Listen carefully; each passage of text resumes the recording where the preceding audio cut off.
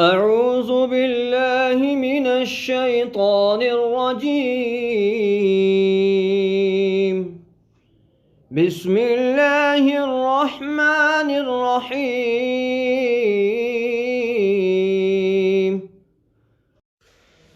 أرأيت الذي يكذب بالدين